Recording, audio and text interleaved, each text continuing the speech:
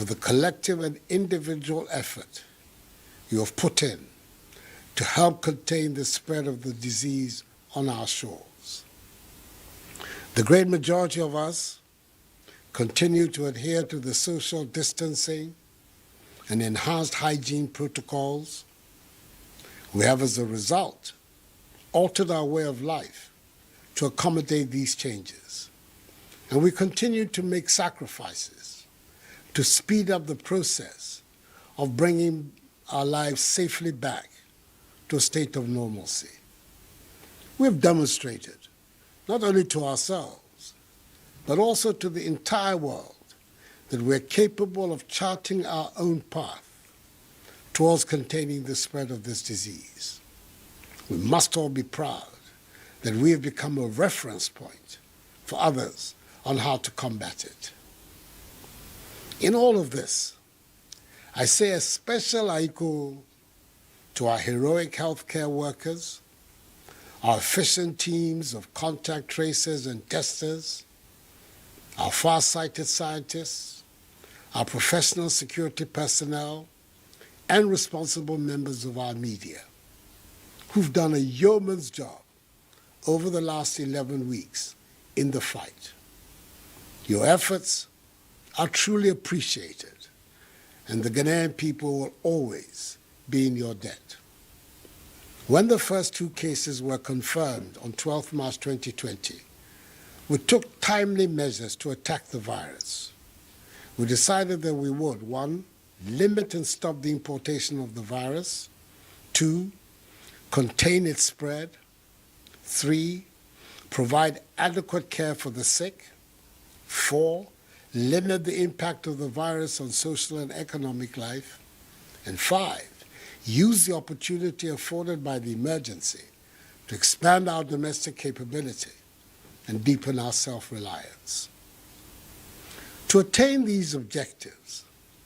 and respond to the clear evidence that large gatherings provide the most fertile grounds for the spread of the virus, on 15th March, 3 days later, under the imposition of Restrictions Act 2020 Act 1012, I placed a ban on public gatherings and closed down all schools and universities. On 21st March, I closed all our borders by land, air, and sea. Subsequently, on 27th March, I placed restrictions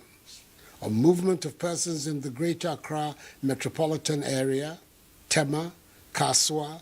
and the Greater Kumasi metropolitan area and contiguous districts for a period of 3 weeks. In view of the obvious economic difficulties that the tough measures brought, I also announced far-reaching reliefs to ease the economic and social burden on households and businesses. These included subsidies on utilities for all, tax reliefs and financial packages for businesses, and incentives for our frontline health workers. Fellow Ghanaians, as of today, Sunday, 31st of May, under these measures, we've conducted 218,425 tests. The number of positive cases stands at 8,070. 2,947 persons have recovered. 36 have sadly died. 13 persons are severely ill, with 3 critically ill, for which 1 is on a ventilator. And 5,087 are responding to treatment at home, isolation centers, and hospitals. Our hospitalization and death rates have been persistently very low, some of the lowest in Africa and in the world. The Ghanaian people are not dying of the virus in the hundreds and thousands that were earlier anticipated and that are being seen on a daily basis in some other countries. Indeed, we are witnessing a much milder manifestation of the virus in the country than was initially feared. And I dare say that it is the grace of God and the measures taken by government that have produced this result. Our ability to trace, test, and treat persons with the virus has improved considerably. We now have a large army of efficient contact tracers. We've expanded the number of testing facilities from 2 to 10 across the country, and we've increased appreciably the number of quarantine, isolation, and treatment centers. We've lessened our dependence on foreign imports and scaled up significantly domestic production and distribution of personal protective equipment to our healthcare workers, evidenced in the provision of 4,440,690 gloves, 3,524,205 nose masks, 62,194 goggles, 109,829 liters of sanitizers, 85,995 head covers, 82,655 gowns, 53,517 medical scrubs, and 43,693 N95 face masks. As I've already said, everything that has been achieved so far would not have been possible without the strong cooperation of you, the Ghanaian people. I know at firsthand the devastating impact the measures employed to defeat the virus has had on our social, religious, cultural, and economic lives, as well as on our jobs and the education of our children. And yet, because of love of country, we have borne with them. I know, however, that we cannot live with these restrictions forever, and that is, it is imperative we find a safe way to return our lives to normality, as other nations across the globe are trying to do. This has informed the stakeholder consultations that have occurred over the last few weeks with entities in the health, labor, religious, chieftaincy, educational, hospitality, transport, sports, tourism, and creative arts sectors. These consultations have hinged on an analysis of the data gathered and the adoption of best practices and experiences of other countries that have attempted to move on in the wake of the pandemic. A consensus has emerged from these consultations that we should embark on a strategic,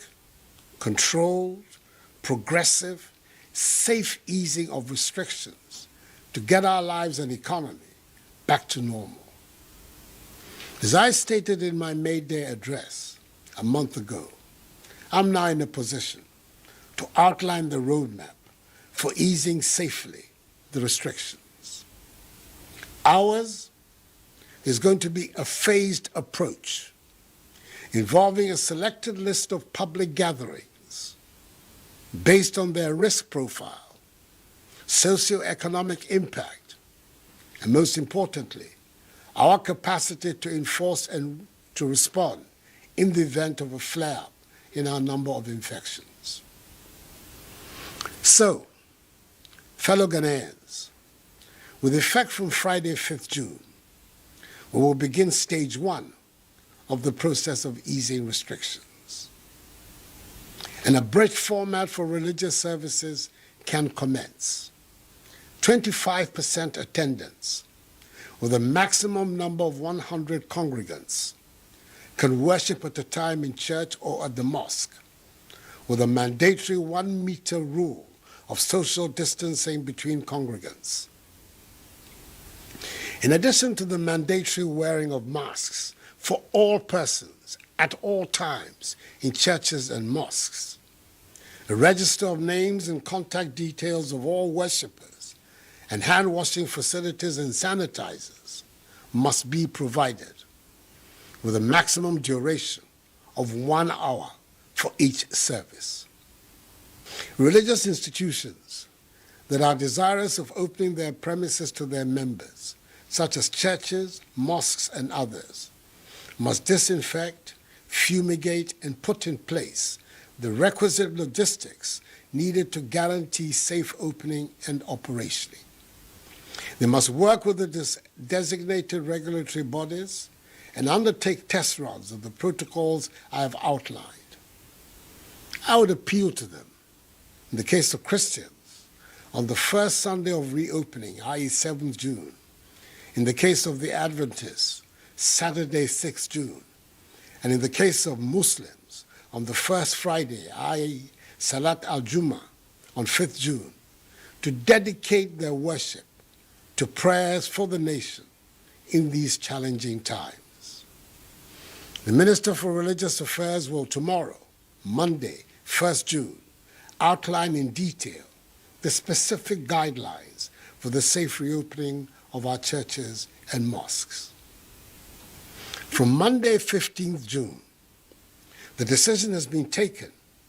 after engagement with the teacher unions, whose cooperation I salute, to reopen schools and universities to allow for final year, junior high, senior high, and university students to resume classes ahead of the conduct of their respective exit examinations. Indeed, final year university students are to report to their universities on 15th June. Final year senior high school SHS3 students, together with SHS2 Gov't students, on 22nd June. And final year junior high school JHS3 students on 29th June. JHS3 classes will comprise a maximum of 30 students. SHS classes a maximum of 25 students. And university lectures will take place with half the class sizes. All final year students of educational and training institutions, which are being managed by ministries other than the Education Ministry, are to return to school on 15th June to complete their exit examinations. Again,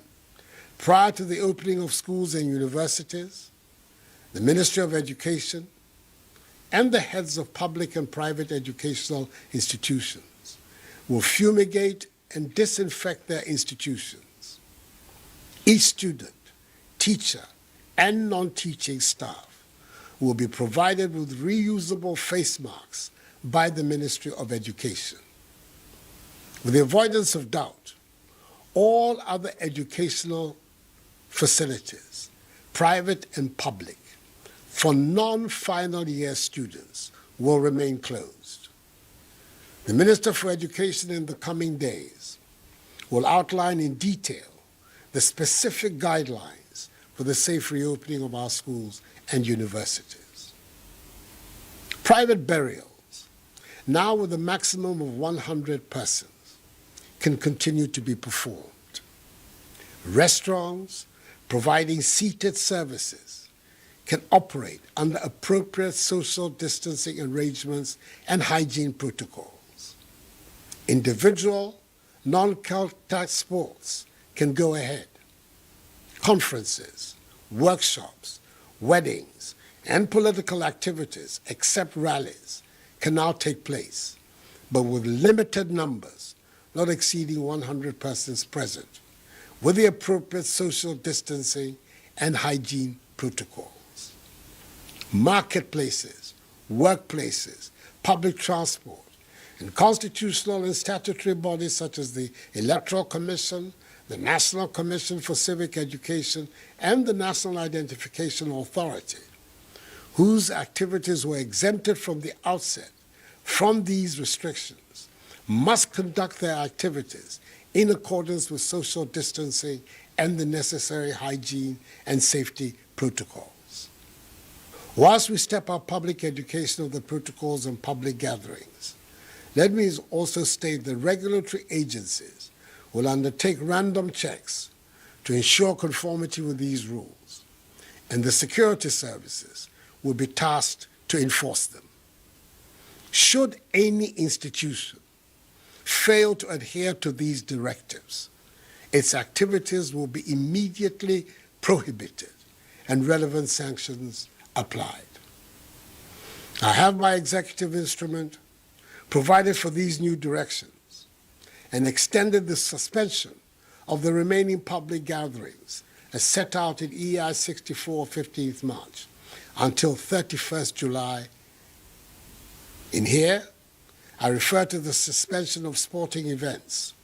nightclubs, cinemas, drinking spots, bars, beaches, festivals, funerals, political rallies, and large religious gatherings such as crusades, pilgrimages, and conventions. Our border, by air, land, and sea, remains closed until further notice for human traffic. However, given that there are Ghana residents stranded abroad, special dispensation is going to be given for their evacuation back to Ghana, where they will be subjected to the mandatory quarantine and safety protocols. Fellow Ghanaians, it is said that with greater freedom comes greater responsibility. The introduction of this phased opening up of our country means that each and every one of us must continue to remain vigilant and respect the enhanced hygiene and social distance protocols that have become part and parcel of our daily routine over the last 3 months. We cannot afford to let our guard down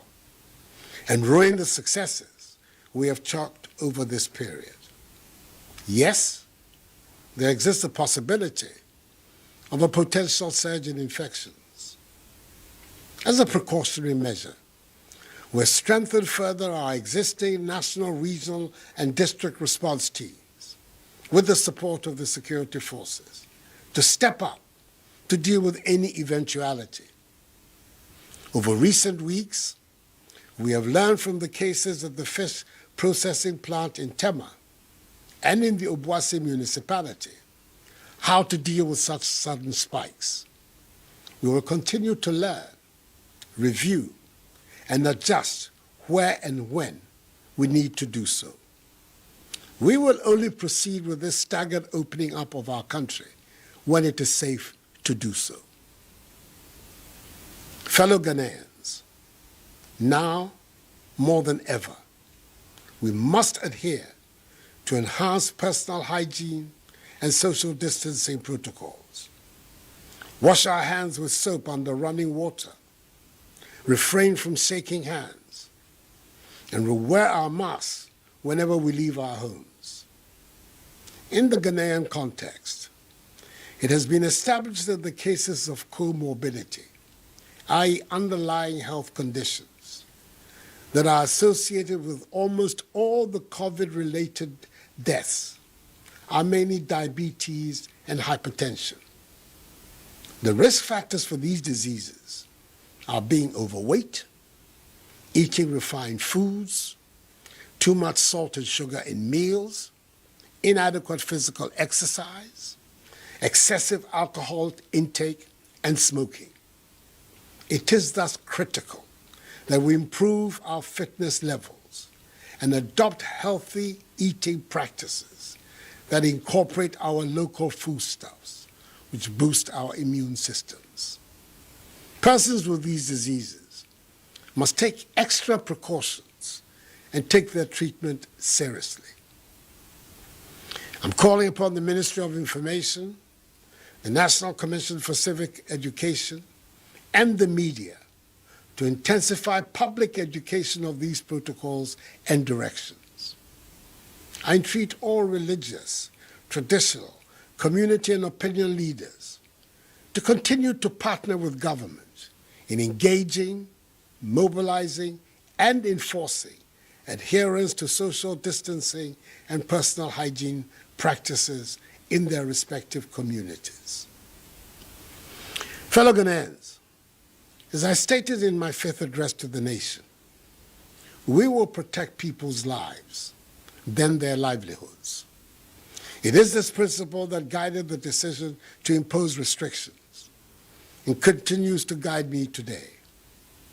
The fact of the matter is that the measures we have taken appear, by the grace of God, to be working. Our healthcare system is so far not overwhelmed, and you, the Ghanaian people, have largely embraced the principles of social distancing, the wearing of masks, and the enhanced hygiene protocols, which are our most effective defenses against the virus. We've learned many lessons from this pandemic. The most obvious is that we have to fortify urgently our public health system. We have committed to the implementation of Agenda 88, that is building, within a year, a fully equipped, functional district hospital for each district that does not have one, and a fully equipped, functional regional hospital for each of the new regions, together with a new regional hospital for the Western region and the rehabilitation of Efia-Kwanta Hospital in 2nd-D. We have to empower and increase the number of our healthcare professionals across board. Universal health coverage must become reality for all Ghanaians, not a slogan. For every Ghanaian deserves good health and good health care. We need to focus our energies on ensuring access of poor people to decent housing. We can no longer ignore this basic requirement of social justice. We have to make the things we use and grow the foods we eat. We have to come out of this crisis better, stronger, and more united than before. Ghana, free, united, socially just, self-reliant and productive. That is the Ghana we're going to create together after we have defeated this virus. Enuanom, emre kakrani, yadeɛ ye ama yɛde nhwɛsoɔ bebree aba yɛabrabom, ɛde ahokyerɛ abrɛ yɛ nyinaa. Nanso, yame adaroma, nhyehyɛeɛ a yɛde egu kwan mu, ɛyɛ adwuma. Ɛno nti, yɛgu nhyehyɛeɛ ne kra, ɛnyɛ biribiara prɛko pɛ. Ɛfiri ɛno ɛkɔ, tumi akɔ asɔre ɛne masalachi. Yɛmba sukuufoɔ a wɔrebɛwie JHS, SHS ne university, bɛtumi asan akɔ school, akɔwie wɔn sɔhwɛ. Yɛyɛ ntotoyɛ ɛne hyehyɛ pa a ɛbɛbɔ teacherfoɔ ɛne yɛma ɛne ho ɛban. Mesrɛ mo, biribiara mu, ɛsɛ sɛ yɛkɔ so di seminar ne nsuo ɛhohoro yɛn nsa. Yɛmfa sanitizer ɛmpepa yɛn nsa. Yɛnhyɛ mask. Yɛpue kɔ nipa mu a, yɛmma nkwan ɛndeda yɛn ntam. Yɛndidi yɛn ho ni. Ne yɛndi yɛn aduane titiriw. Mesrɛ mo, asɛm a meke, mongye ntom, na motaa m'akyi,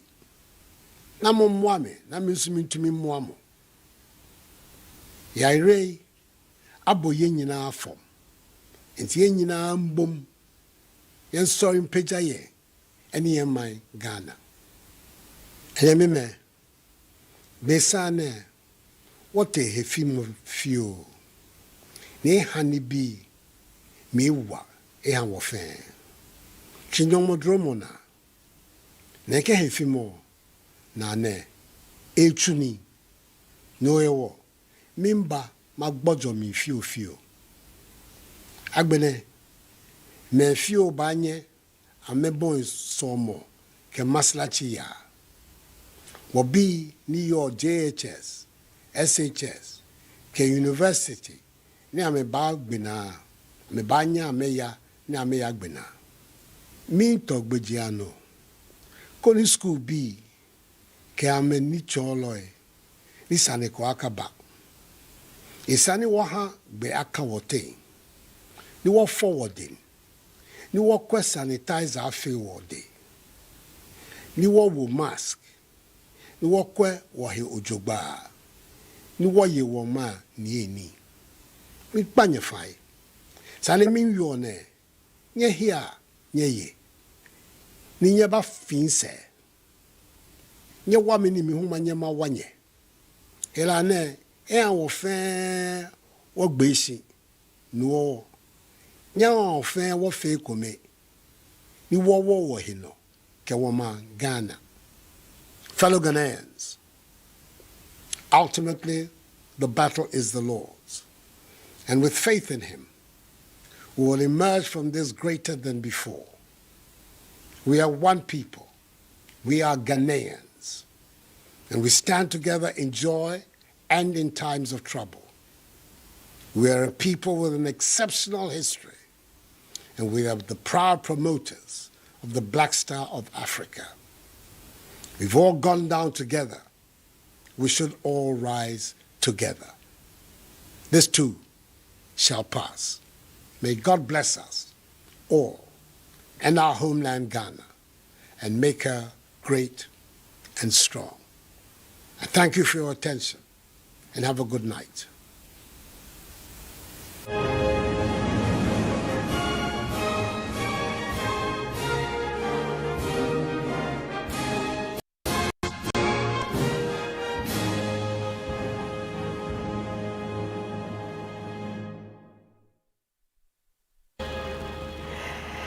Area busuafo ye mamo mo semo nyabre tie mampani miti aduonu enwotwe enu wakase ye bebo ehomodi bia ne abone tofa na nsema hodo a wode ebremu no yakeka ni nyina nkakra de achem nti ye hyase de a na ye hyase wo sade onu a hyase na wo chia ye ma ya dwo siminuan ganafo mamadwo onu osi biemu enenso mabamu fie de toso empre edu meba ne mo aba be kasa abo mamane e de afasa yade coronavirus eho ene enhyehyeye ahodo ne aginasi a mesia yade esia beku ede akoye nim wo sabre ewum se okomu ne ewo no ti sabre mu wo se wodagana fo nyina sese nyina yente ase ne yemoa ama yatumi aso yade no ano ewo kwan ahodo nyina eso yemu nipa dodo na edi nhyehyeye ne so kama se yade nsuo ni samina horo yensa se yetena se na ye gina ho atete yentem no enu na nam so ama yehu senia eniema sitie na wo se ade na ba be sesan ye dada asetena eye no kre nanso ewosi eti ase sei ewosi ekoso a ebo aforiye tu ho akyesem etimi ebem na etimi aboa yen ama yetimi asi edadam se pesi asi edadam dia yenti ase na yenyen hyehyeye a wo mude ama yen no na emwa yen eno wosi yada na di se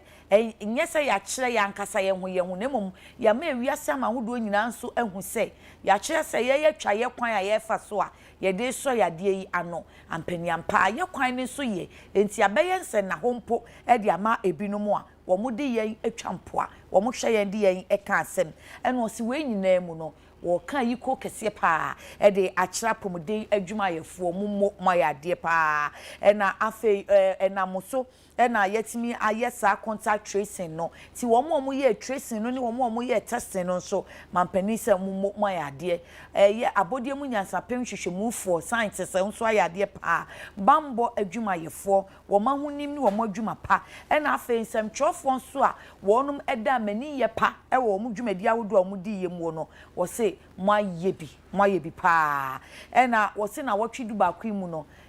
adwuma no yesononkon na wo wie no wode ka ho se nyade a ye wure befi saafo ye kwakuo da biara da wo nwuma pa wo mo aye no ye de mo ka wase de mo na wo se bese 12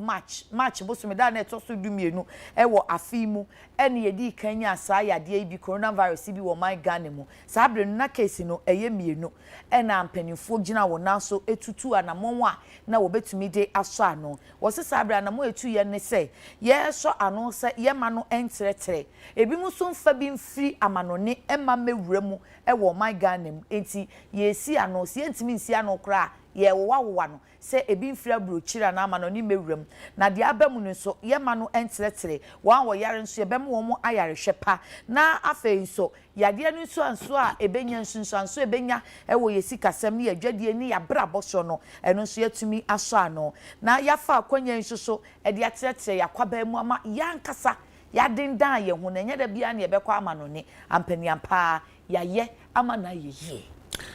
na se de be betumi edu sabota ye hu ntin ye hu ne se baby a yare ntumi trepa baby a nipa abodompem ahia eno nti gina ye siye march de toso edunum ene se ye de hihye bi ba san hihye ne ye de ba ye no eye omanyimra eye restriction act 2020 act 1012 and 1002 no 12 no de ye ni ye de ba sem obi biara se school saudo ene university saudo no ye tumu ana match de toso edunum ba kon so no ye boda ene wiem sha kwanto ene social kwanto nyina no eno so ye brai match de toso edunum enson sa manfo ebefi kumase akonkran fi kumase abankran akonkran ne de tetamane ne tete sa kaso ano mo beka ye asa restriction na ye ko mu en lockdown no eno so ye de bae na wotwe miensa entam na no kwasam sa koba ne sama ho kire ba ye papa pa nya sam kuma kra de senti ma ban so de hye bi ba se na be ya manfo betu aheha o mo kakra ebi a de bae ene sa yina ma ho de wo ka aban no agibie enso ho ka aban no agibie ni nya ne ma hodo bi a yede ba se na be betumi aboa ama amanfo ho nso atumi aheha wo mo ena fe adwumayefo a wo mo ena okono wo mo gina no air frontliners no so no ehihya wo da ban ye nyina no wo ye se na be betumi aboa mo ama wo mo nso atumi anya ho keka soronko ede aye adwuma osemini anum ganafo ene eye kwasi ada me de to so aduasa ba ko no wo san hihya kro no ase no eyade atumi aboa yie papa betumi asisu dia akase ena ye akase yetumi attest nipa makomako empem oha ene empem ahanu ene edu nwotwe ahanan aduonu enum 218,425 nemu no nipa beye empem enwotwe ena yare na wo mu ewobie ena mu empem emienu ahankron aduanan ensonso no wo matumi anya yaresa ekofie emu aduasa nsia ana hwe wo nkwa yaya emu miensa tibi omudamu no emu oden ana ba ko de yede na ato afidie so a ye fa no ventilator no wono so wada ho bie na ni nyina ya niam ahodo bi a eboye papa na ayaresa bia ahodo ene bebi ede nkrofo no beto ene bebi ebetese wo no so no aba ne ya hyehyɛ a aboye pam yatumi atremu amana akonanim na no kwasam ne sɛ sa hyehyɛ ahodo ye ti aboye pa ama yare no sɛ na manfo susu sɛ nipa bebrebe wo Ghana ha no ante sa akran koba ne sa ama bibimamu ha no amban ahodo nipa ewuwo no Ghana ha yente sa ama no ne so sɛ na nipa wu tontontontom no Ghana ha yente sa akran na ni nyina hyehyɛ pa aban edigu akwan mu na san so ɔde tudwa ɛkyerɛ mu ɛhyɛ sɛ de yare no ɛtentententen ama ahodo so no ɔman Ghana de ɛkɔ no nyon kakra omu anabakwa pio baby omu anabakwa pio baby ni nyina yɛ hyehyɛ ahodo a aban ene nyakopon adom no yatumi edu sampempenso no wose ade abako atumi boa yen pa ne se yatumi ahwe nipa nya yare ne bi edi o machire kwohwe ye trace no ne yetase wo mo na yatumi esa mo yare eye treatment no eyade a eboy ema sisi atumi kasa no ama yare no ekofom am yehu nipa dodo wo bi ene yade no wo ma esi atumi esa mo yare no mo so atumi eheha wo mo na baby a betumi atest no so no na ye mia wodo mienu pe na atumi ye na so ntententem so no aban ye ema no kodu makomako edu eno achi nso no baby ade nipa ne bagu na yatumi asom yare nso na ekuma bi na so aban de hyehyɛ tumi ba yɛsese kase no ahwira kosoro ye pa enye asamkoto akora wei aboa ye papa ama yare no atumi akofam aniti ya PPE sin ne mahodro no wosi bebre nose mask o gloves o goggles ye de hye ani o niema hodo a ye betumi de aboa ma ne matumi akora nim no aban de bebre ama aboa ma yare no so no akofam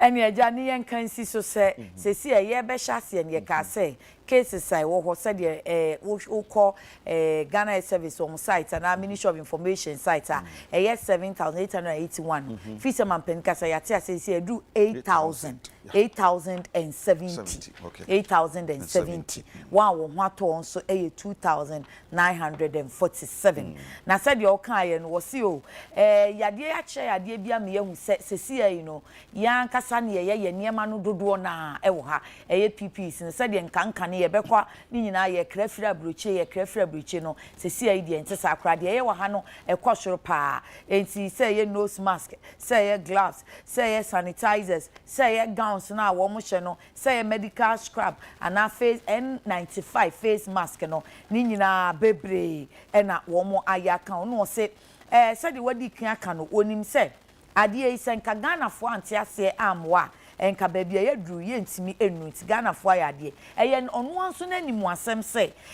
aba benya nsunsuanso akese pa wo yasetena mu ye gidi so mu ya mamre mu ye sikase mu empo ye dwuma ye ne ye masuku komo enya nsunsuanso wo so nanso ye be ye ne den si ye do ye manti wo se ye dandan ye ho na ye ti ase ema ye ho kire ye nkakra se be ya ebe ye daache eno wo se onim se sa anhye ye omode ato ye so restrictions no enka ho afebo eni nti na hu behia se wo se ye fiti ase adwendwen ho pekwan bi so e befa so a ye besan asi yen dada mu said ye amanhodo aka wo wiase eye no no pepepe enti wo se na wotwe aba besen kɔ said ye no wonum ye no no woni mpanimfo wo mu a wanu bi mu eyeye wo mu a wo mu ni mu ade a wo mu so ensu ehunu no wonim de ne wo nim nyansa ebetimi aboa ebi te se apomden adwuma yefo adwuma wuranom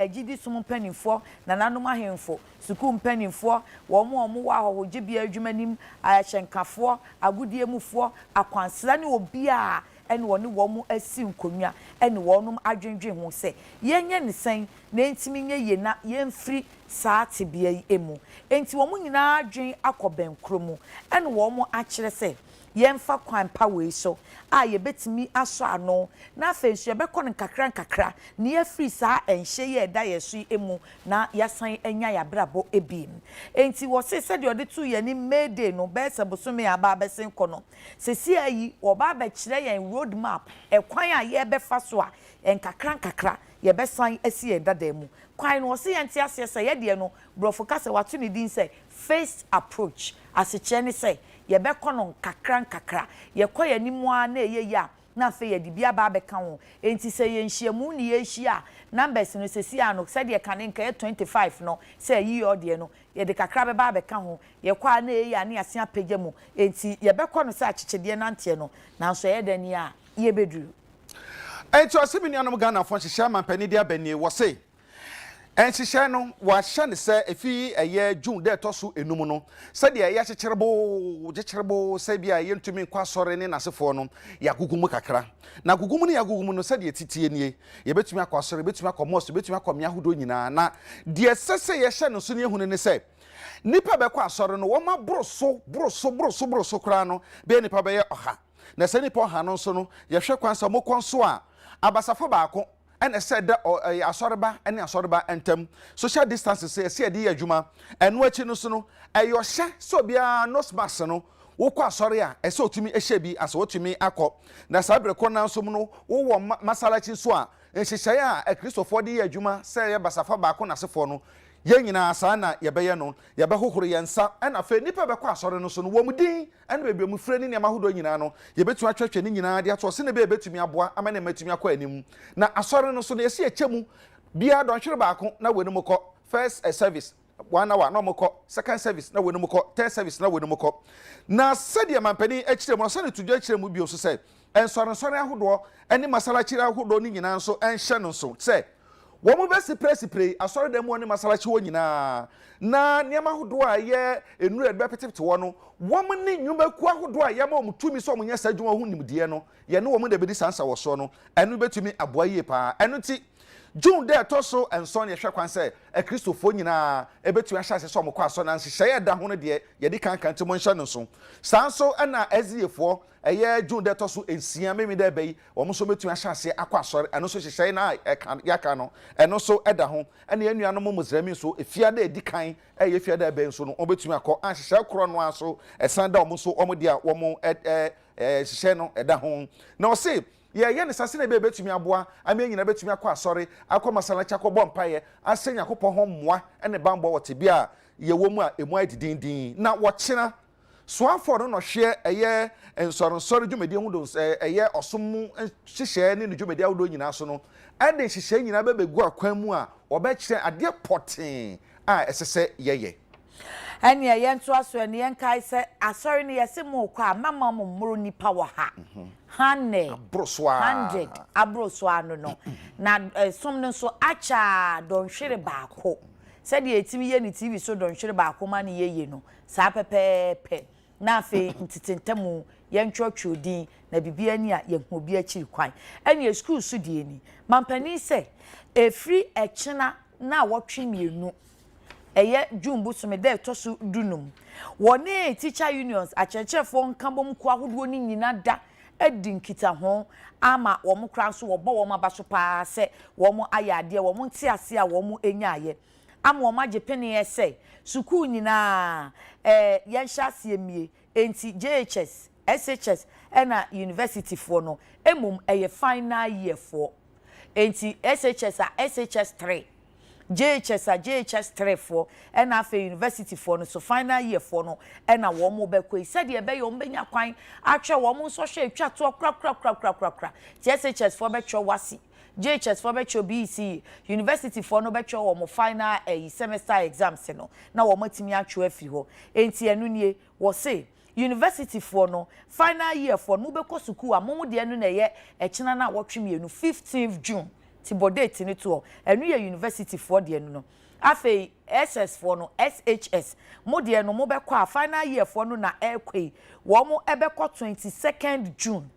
emum SHS for no final year for no ene form 2 gold track for no enti SHS for no mienu na ekwo form 3 for and afei form 2 gold track for no mo beko 22nd June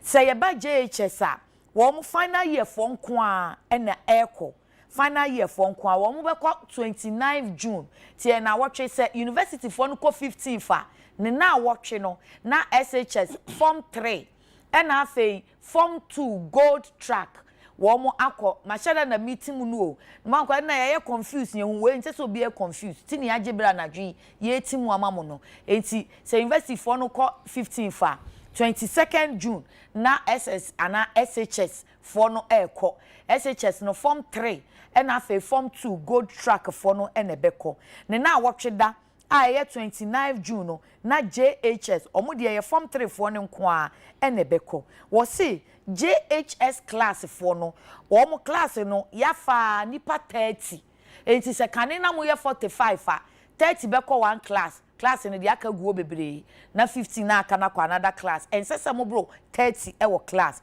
SHS for no so mo so ensese mo bro 25 ewo class afa university for no yesi mo so yen check class ni mu mienu enti half the class size se mo ye 300 ana mu ye 500 na mugumu ani ya chem se de ebi mu begina abonten atwe mo kwa afa window mu a take lecture note no da bi esi a mu nchem mo nye ne fa and we say final year for a wo educational and afa training institutions entity say mo colleges of education mo nursing colleges any ade no mo so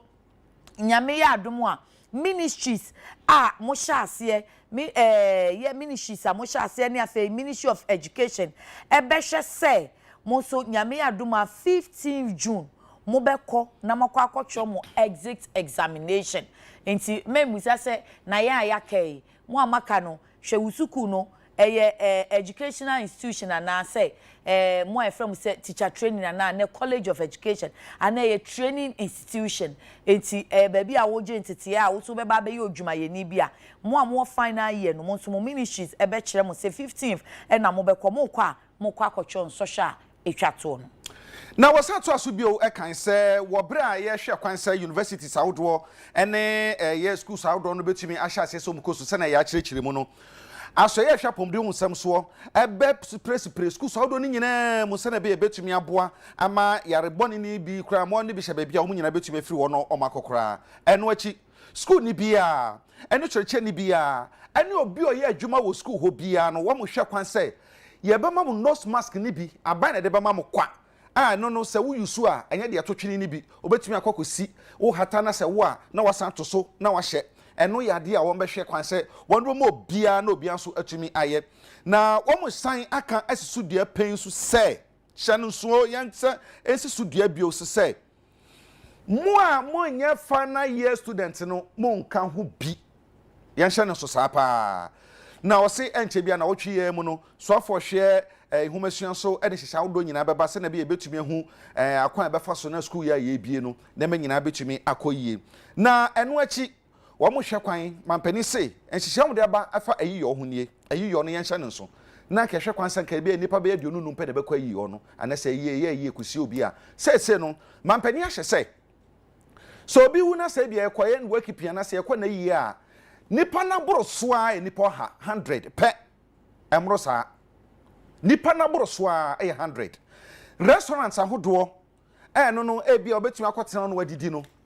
wɔn si entiti mu ebi ametia yi me ne ya na kwaya na ya ate akiri sei na me so metia me gye me banku nyame bi na ebe yi kakra nyame bi wo sei ne atiti mu wo gye ne banku no gye ne konkonte na wo gye ne fried rice na wo gye ne atiti mu kama ɛno ade ba ko a yɛnhyɛ no so pa na ɛno akyi nso no say bia wedding yebekɔ conference ahodo ebeye workshop ahodo ebeye amanyasam political activities ahodo ni nyina ne nyama ahodo nyina rallies ahodo ni nyina no yebetumi aye na mono nipa emro ha yɛnhyɛ no so nipa ɔha aboro so a ɔha yɛnhyɛ no so pa na ɛno akyi nso no wɔsa hyɛ sɛ agudi ahodo obi wɔ hɔ a obi hu nka obi sa agudi ahodo ni nyina no yebetumi ahyase aya ɔha obia eni ho koraa sanso na ohwe kwan se sa protocols ahodo social distancing ene se be ohoro yensa ene niam ahodo yedi nose mask na sefo no yem hwe kwan se samra no be ye adwuma pepepepe na tumi aboa ye agya yentimu se onyamie kwan ma yie emum private barriers private barriers no ene wo se enu aneda so ye adwumanti ye mie kwan na mampani mie kwan se enkoye yi na mom se de ya de hye no ya na ye mu ne akosie kane na enipa duonu enum 25 no ena osisesi a enye nipa no wo ha ena nhyiamu ahodo no rallies enka ho wo se edwom enwumamu ka amansan ka ye befro ena afei oman no nwumakuo bi amamra na de wo mo baaye te sa abato abedwakuo echeche omamba pa asede adwumakuo a magana card no NIA kane na nko no dwumadie no emra na ode baaye na emma ho kwan se wo mo enhia na wonye wo mo adwuma no saa bre die yeyi saa so no afi wo mo so wo mo de wo betimi apia die akoye wo mo adwuma esese wo mo ye nemum won kai se or the social distancing and hyehyeye no be adwuma e na afa ahonidie no se ye ohoro yensa no ye de sanitizer se fa yensa na ye hye nose mask no wonum e de be adwuma afa wo se yensan ti ase se ye kyerɛkyerɛ ye hu se ye hyiemu a ye ntena se ntete yentam ye gina ho a ye nyina ho ntete yentam ye a ye hye nose mask ni ade no ye bodawuro ni ye kasa kyerɛ nyina no enso ho a oman no nwumakuo ehye wo mo nsa se wo mo behwe se saa hyehye ye edi so no wo mo wo hɔ a se sa asorefo na ese ma mo nye service ne mro 1 hour na afa isu mema nipa ne mro wo ha no mo wo hɔ a mbehwe ne se na saa adwumakuo bi waba oba behwe se ampani ampa mu di hyehye ne so ana oba na ekoba se mo ani hyehye no so a ene eno ani se hɔ na ye behwe ne atwemaso na akrokre anhwe ya ye ma mo ntoa so na mu nimu dwumadie no na asotwen so honom no eno nso aye adwuma ebi nso a wo mo beyi bambofo na ye de asodie na hye wo mo nsa na ma ba behwe se mu di nhyehyeye no so ana mu ni so mampani se de eda wo ye no we a wakan wo pese ye mmra na etimi eye nhye etu ye nyina ye so eni nti de na ewo ho dada no EI executive instrument na wo de ba ye 15th March EI 64 I ba 15th March no eda so ye adwuma sa EI na ne de ebra nhyiamu bi te se sporting events enti agudie ne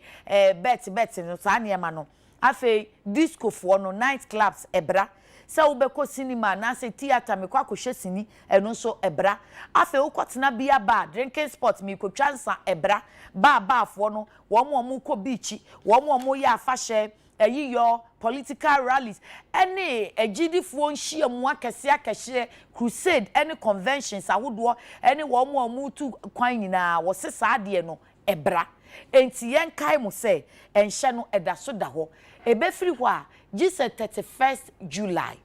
enti enhyehyɛ no enti ye kan ye timu bi mu aka kyem sɛ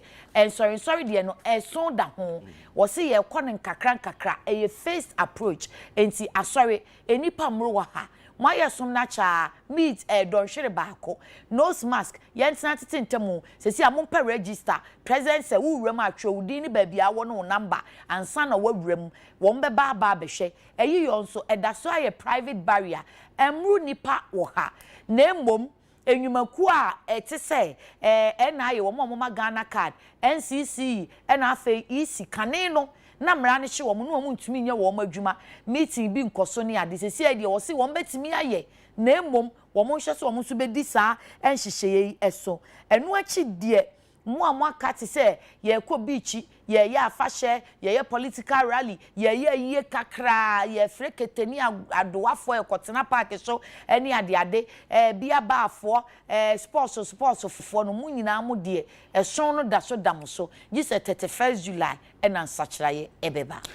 mampani santo aso ekan se ya hia hodo ewiemu ene ensuo so ne ansase so kwanto nyina no still eno yatum na mmom no enam sa Ghana fo bi akoka ma no ne akoka nkrofo amanso nti no abande hyehyɛ soronko bi eba san hyehyɛ no de eba no de ba se ne be ya ye nuanom wa ma hodoro so wo mutumi ema Ghana no ebeba Ghana na mmom so obeduru kotoka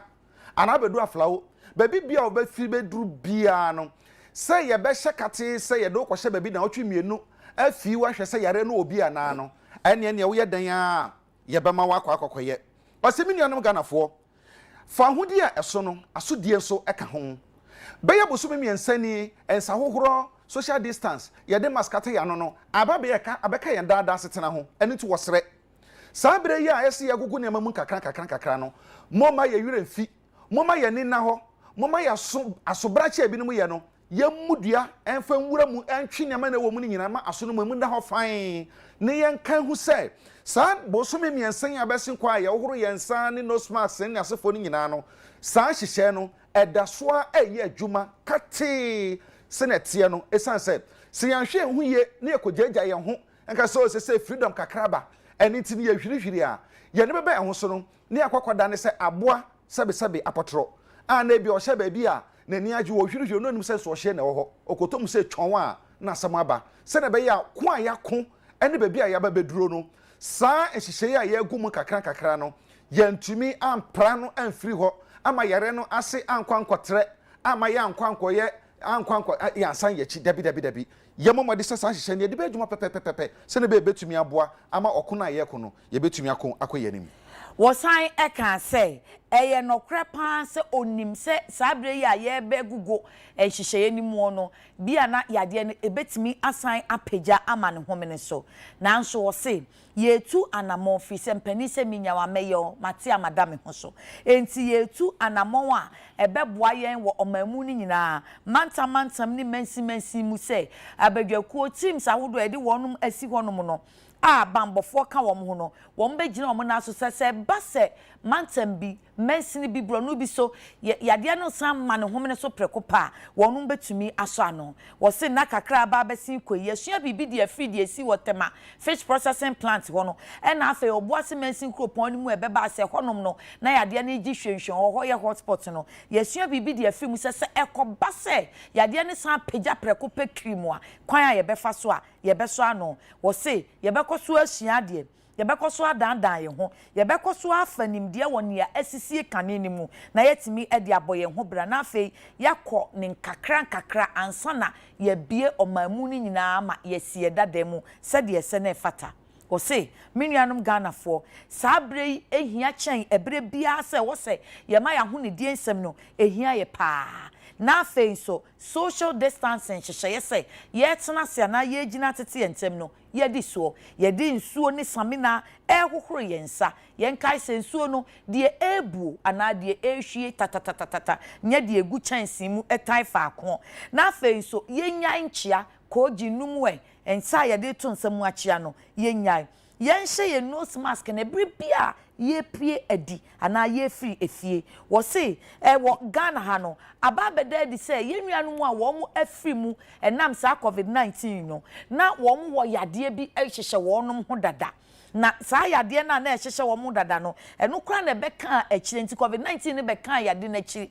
ena de wo mu kɔ akrana eni nti wo mu yom so bi a wafim no bi a na yade bi ɛwɔ hɔ na de ebeda adi pa ne sɛ yade na ɛwɔ hɔ dada ana ha saafo no ansana COVID-19 so de ne de ebebomu no eye mojabrosho hypertension ena fa siche yade diabetes saa yade mienu de de ba pa risk factors ni bi ene say ema omu yedru ye twofon ena afen so enuane a yedie so cheche enuane a ya kye ho anwa no bebrebe nuane no eno so eka ho enkyini bebrebe ena afa sichire bebrebe ye mpapom atene ye nta anya exercise na nso ensanum bebre ena Gov't num bebre enti wo sere se sabre no ye nta mpapom atene na afen so ye ni yankasa ye nuane a ebeboa ye ama ye immune system asojafo woni paduan mu a etumi tia yade no ebetumi agina ne nan so na wo mo saa yade bi asiche yade na afa mojabrosho yade no so eya wo mo enya hweye kese pa wo saa brei emu na se bibia ni so a won tan kwayare sabia enkogya yarehwe na no na mapanisa de to gya kyerem sɛ we no wo frɛ anaso de ato asoye hwe nkrato honsam so ɛna fe National Commission for Civic Education ɛne da obadwuma ku awdo ni nyina nananom ahemfo ɛne nsɔrensɔre aka nifoɔ ɛne wɔne a wano du bunu mu sɛ wɔn ne aban enkoso ento kɛsɛ na da ubɔ no yɛmbɔkɔso amoda wuro na ɛhyehyɛ awdo aban de gu akwan mu nyina no enkoso anya adwuma sɛ na be betumi aboa ama yare ase enkonkɔtre na be bi apem no atumi aduru hɔ apepepe na nkobio na mu no ɛso etumi ate osebinianom Ghanafoɔ ebere to so no mu amenimu ehyiaye no me de tudwa ekyeremu sɛ me bɛbɔ anase bɛbɔ nipa enkwa ho ban saa nyina so no ena ma yetumi de anohyeto ahodo bi eba ye kakra yedidi mu abeduru ba bi a yewo yi ena no so aboa me amagina bi a mesi bia no mesi ama eboa wo man no so nimputuo ene ne kanko na dokwasem wo mu nipa ne sɛ Sans anamangutu etu ye no Akufo-Addo aboa ye pa ama ne ye adwuma ama sanya aman ahodo no apomdin aso ya ahodo na se hospitals ahodo no ayarefo guo bebre no Ghana ye de no entisa na de ba ko so a eni kana eni so no se Ghanafoɔ agya tum se enhyehya ahodo de gu akwamu ya hohoro yensa yentete ye homu ye hye nose mask no ya agya tum a ye de ye adwuma de yenkoso nsom na no na betumi aboa yen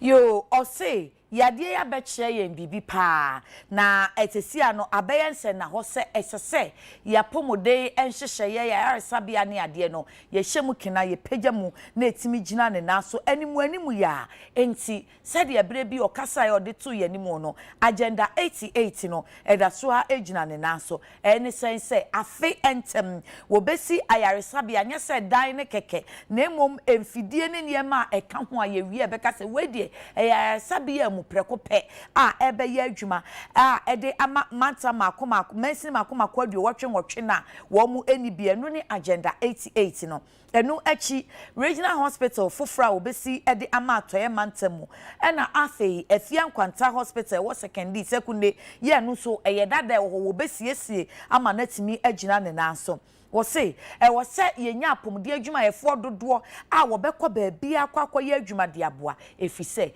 Ghana ni baabi asefata apomden pa a enye se ye beka ne yano akeke na emom no ebe ya ade a ye di ehu dwuma ye tu ho anamo so obi yare no so okọ asipiti a wo bekọ asipiti a wo benya obi ama wahwe no enkoba se da ne da ehiafo de wo ho ebekam eno wo se esese ye hwe enso se wo mu a wo mu ye hiafo no mponso ebenya baabi pa atena ye ntimi ntina se entwi yani enhwe se ebi mu ho bekam ye te omamu na so adefo na wo ho to wo ngenha wo eniema te sa yaresabia ne ade no wo mu pe na enya eba sa de a na ye ne wo mu ani ne ye nti esese social justice etimi eye adwuma na wo se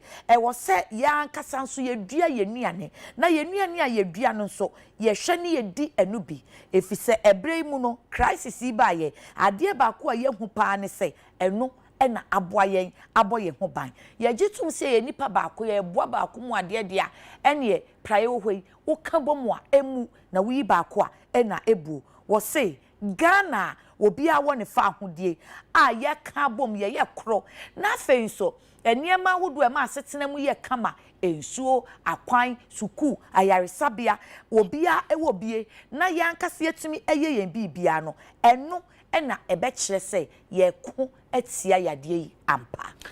eno bewie no semini anam Ghana foe okono still Ewurade ko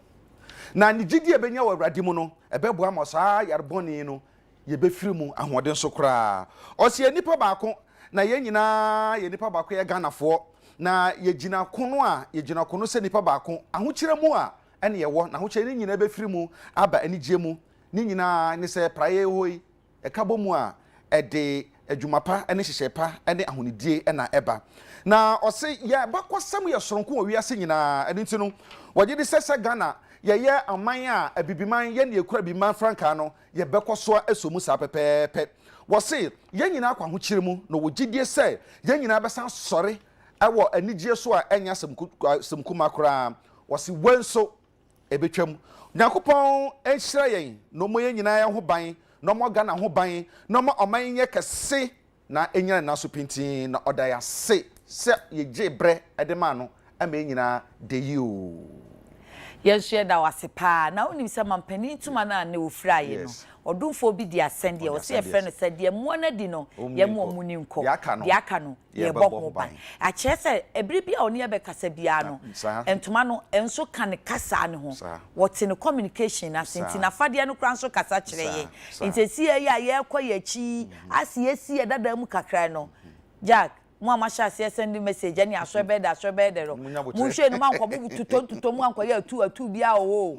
social distance wo faje adwuma enti esi so ba mo bie mu a se si ya na dwi mampani ne ye kasa ye no enti ase ne se Ghana for enipa empem otwe ne aduoson 8070 ena wo ma tested positive COVID-19 no ena wo ho ato on so 2947 2,947 na de o hwe kwan a wonim opese wotie na wode ya woniema ne se wo yi restrictions no bi afri ho na momo se ye ntia se ye de no ye kono kakra ebi mu ye phase 1 phase 2 phase 3 ebi mu ye level 1 level 2 kosi level 5 ye de no ye phased approach enkakra enti ne nkakra no ene sen efri eye adechie fie da ebe ya muzemufo betumi akoma salachi memenda eziefo betumi akwa sorry kwasiada ye sum kwasiada betumi akọ enhyehyɛ da ho ai se product bi advert no enhye kakra bi wo ho enhyehyɛ ye wo ho ne sen enhyehyɛ ne sen emru nipa wo ha enti se masalachi a ensesa moburo wo ha eye memenda asori ensesa moburo wo ha eye kwasiada asori ensesa moburo wo ha enti auditoriums na ase ne suru nyina ho tenchem no muntumi nya matenchem saa da bi mo be chichem ne se 8 services a gisa mo ye ne saa efri se asemba akonso ne se don hwere baako na esom no mapon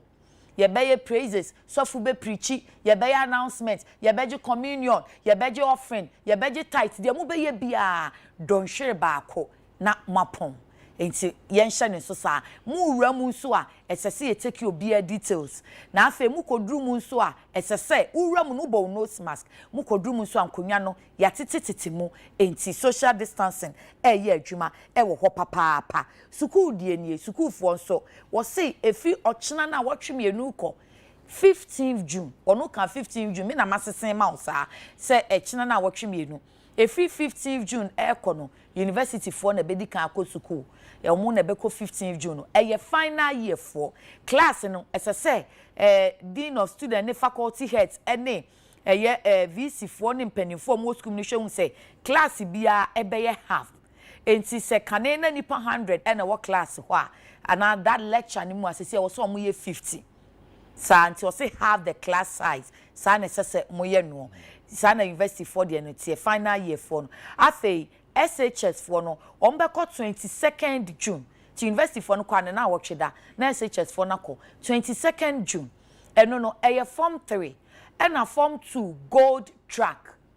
form 2 gold track enti awofo hu ba track oda so sabre hia pa form 3 de omunyina form 2 gold track for ena ombeka form 3 for ehu akọ omu so omu class no omu ntena omu mmoro 25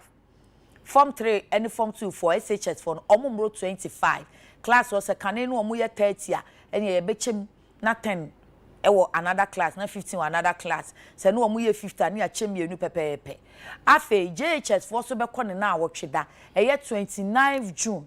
na JHS 4 ko JHS 4 na JHS 3 4 pe en wo mo ko omo so class wo no ensese ombebro 30 enti headmasters en shenenso se class JHS 30 maximum abro so anu no SHS 25 jo na ya osa kan san ba ko bia hu hia se sense so e ma ya hwefo e hye ne so pa che se universities ahodo ene schools ahodo ye sen kwada yenko nyina no wo mo hwe kwansa so hwe humasuan so ebeku spray ho nyina se na be ye beboa ama se bia mo a mo obi obabi a ni nyina betumi akọ eno achi so no nose mask yi de betumi asan yusu ebi ho a wo yusu wi a na so kwoto twene enu bi no enya ndo de be ma na mo no de awo de hye wi a obetumi akokosi ahata wo a wato so asan hye no o mo di bi be ma na mmom ankrankure school school private schools ene womo a enka de ya abobọ ye ni nyina ho no still sa schools no ya close obi anko obi emma ye hye no so pa ena afi so no social distance nation eti honim enti JHS 3 ene SHS 3 for no omo ankrankra de no omo nko enti private school penny for nation yes say o ye nyina ye nko ye nyina fo mu yo chire no ho nkomodie beba se omo so final year for no ye be ye omo dey okay ye be hwam se bedu china kwa na be nya information bi a ho be nya ti ade nsroma ya hwe function so so china de ho sem beba pa na osaka semi so anka se eyiyo ye kan se nipa be aduonunum ebia private barrier bi obi kwani krechi anka sabre nke ebo patane ne manema no ketene ye jesu bi anyai na nipa aduonunum pe ne betumi akona se no sa private barrier no ya tremu se nipa be yo ha ebetumi akwa maye moro oha private barrier ne nsanhye no so se sa social distances no maye fa ni agro kranti restaurants ahodo ene bebia ye tunto nuane ye betumi adidi no ye mfa nhye no se ye betumi da adwuma wo bra social distances no ye de ahye so a ebe na fe agudie bi wo ho a obi nka obi hu nka obi eno ye betumi ama no aye adwuma afei conferences ahodo workshop wedding political activities anya political rally political activities nipa no emro oha no ene wedding asefo no ye betumi aye ye nhye no so pa sabre kro na mu no protocols no ye de be ye adwuma ene ade ba ko ese ye hye no so pa nti no wo mo hwe kwanse ukodwam ene bas ahodo ya furoi ene yisi electoral commission for NFA National Commission for Civic Education National Ghana card for National Identification Authority for wo mo nyina betumi aye o madwuma wo bra protocols ahodo e de go akom so mfanya adwuma no ye de be ye adwuma pe a obia enkokoto mre bia ene ye kai mu se bia baafo night club sporting event beach for na nanom anka mo be ya afahye ni ade no mo de ne de so da mo so enti gi se 31st July ena ye behu ye hyebre enti mo hye ne so sa afa ye boda no yatum ye boda no yatum enti se obi di wiem hyen ba se obi enam boda bi so se kwam se krom kofi badu krom apla wo ba bi eba no ho nyina so yatutum enti ye bodas no na ahia yatum eye close emum ose Ghana fo a wo mani ayi wo mtoton no makodi nsenseme wo nkrofo amaso no ye hwe se empenifo de nhihye begu akwamu na afei yakofa wonom aba en wo kan ye didie mu nsem se wo mo anipa be ya aduasa ennan ya COVID-19 di wo mo kwa akra na no efa dodo na no na wo mo wo yade bi wo mo ho dada ansa na wo benya COVID-19 no yade ana ha saafo na na se yade ana edoso wo mo pa eye siche yade ananso se mojabruso yade enti eno so wache niam ahodo a ede ba ne adokitafo no amma no sa information to wo ka che se kesiye bebrebe fa kotina ye mpapo mutenetene ensa wie bebrebe Gov't num bebrebe sa ne mani na asoche bebrebe gise dia anwatai ho no anwana ye se ponetai waduane ho no ni nyina ya ade a edi enyanti wo se afri na ekono ye nyina ye mo ho ban ne ensesa yesu ban ye mpa exercise ye ne nya asoche die bebrebe ye ntie sichire ne so ye ntenchene no eso na wo mu so mo diabetes ene hypertension no ya wo mu enya hweye wo sabre mu pa na afi so wo mu ma wo mu nura wo mu fa no wo mu treatment no ehia wo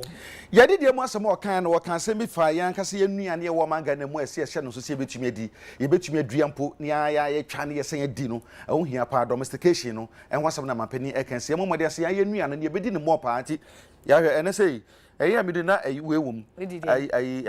dawadawa wɔ mu na dawadawa nti saa nneɛma no nyinaa yɛnhyɛ no so ne akakaduro ne saa nneɛma no ho na bifufuo na akakaduro gu so sɛ menom kokokora mpɛ sɛ mede akakaduro ne ɛyi ɛwɔ no nti saa nneɛma yɛnni saa nneɛma no ɛbɛtumi aboa yie papaapa ma yɛn immune system no nya ahoɔden a ɛbɛde sɛ yare no ɛbɛtumi anya ɔse wɔko no ɛnyɛ yɛn yɛko Awurade kɔna so nim sɛ ɔkwan bia so no sɛ ne tumi ka bɔ mu bɛ na boso miɛnsa bɛsi nkoni yɛde nose mask hyɛ yɛn hwene na yɛhohoro yɛn sa ne ma wodoro no yɛkɔ so di so a wɔkwan bia so no yɛbɛdi nkonim ɔyare yi so ɛne aha ne yɛde mu bɛsi nyame adom ɔkyena de kyenhwoma so nkrataa ahodoɔ ne de bɛba nti yɛbɛkɔ so ani yɛtim mu na yɛkae mu na emom kae sɛ yɛagogo restrictions ne mu no wuwe fi bibi aka mampani ntuma na ɛno ɔhyɛ yɛru deɛ mu adu no woni nkɔ deɛ aka yɛbɔ ho ban enti wupie no bɔ ho ban tetentem hyɛ nose mask hohoro wo nsa enchiachia na hwɛ sɛ wunua nso bɛyɛ saa sɛ ne refi ne ho a na wakae ne sɛ asuo coronavirus o na kyese ya nyina ya da yɛn ho so yɛ boaboa yɛn ho enti ɛne yɛde mu si ha mo na yi o ya kwabena konama eja na mampani tuma ne yɛ na mo adi no mu ni nkɔ de aka ne yɛbɛbɔ ho ban me so me atade a me hyɛ ntoma ne din yɛ sɛ coronavirus umaga na bi o da we ya odi utrim na adi fi be nya de na nanom de ma ye na enti ye da crew no so ase papa ye crew no abo adwuma ye ably headed by Father Dixon Anaji Daddy, thank you. Prince Obimpe, Emmanuel Nogbe, and Jojo, yes, Jojo, and Eddie Kwambe Diakon, Joyce Mensa Yatima, Munina Yedamansi Papa, Yewonochina.